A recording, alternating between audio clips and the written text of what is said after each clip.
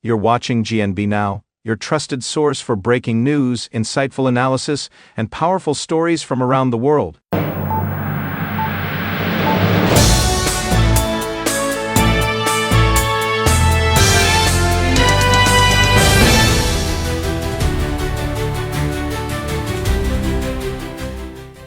Good evening, everyone.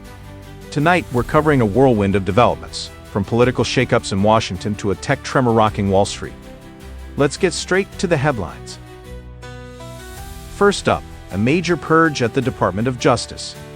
The Trump administration has just fired more than a dozen career DOJ officials tied to criminal investigations targeting former President Trump. The DOJ released a statement saying Acting Attorney General James McHenry dismissed these employees because they couldn't, quote, faithfully implement the president's agenda. Among those let go were prosecutors involved in special counsel Jack Smith's probes into Trump's handling of classified documents and the 2020 election aftermath. But here's where it gets messy. Legal experts are calling this a blatant attack on the rule of law. Former U.S. Attorney Joyce Vance didn't mince words, labeling the move anti-democratic and warning it opens the door to political interference in justice. The DOJ insists this is about ending so-called government weaponization, but critics argue it's pure retaliation. And here's the kicker. Most federal cases against Trump have already been dismissed due to DOJ policies protecting sitting presidents. The only conviction left?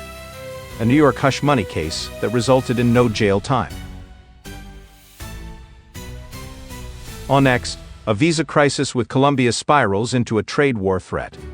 Hundreds of U.S. visa appointments in Colombia were suddenly canceled this week after President Gustavo Petro blocked U.S. military planes carrying deported migrants.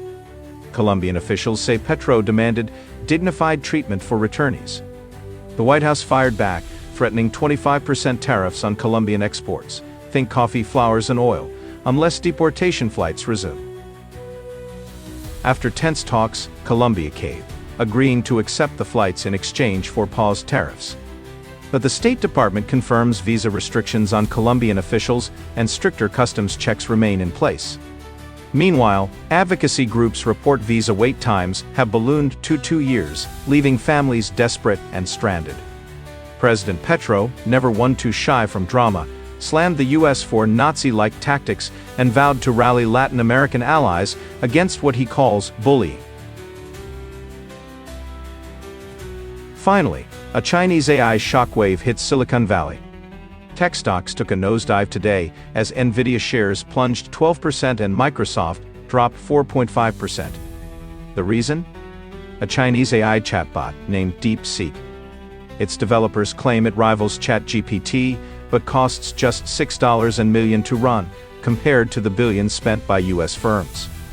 DeepSeek skyrocketed to the top of Apple's App Store overnight, sparking panic that China could leapfrog America in the AI race.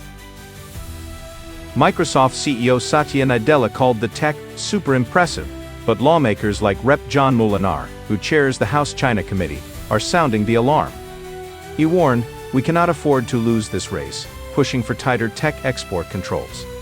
Analysts are split on whether DeepSeek's hype is real, but one thing's clear. The stakes in this global AI showdown just got even higher. That's our broadcast tonight, from political drama in D.C. to a tech wake-up call with trillion-dollar consequences. These stories remind us how interconnected and fragile our world truly is. We're keeping a close eye on all these developments. Thank you for trusting GNB News. Take care, everyone. Good night.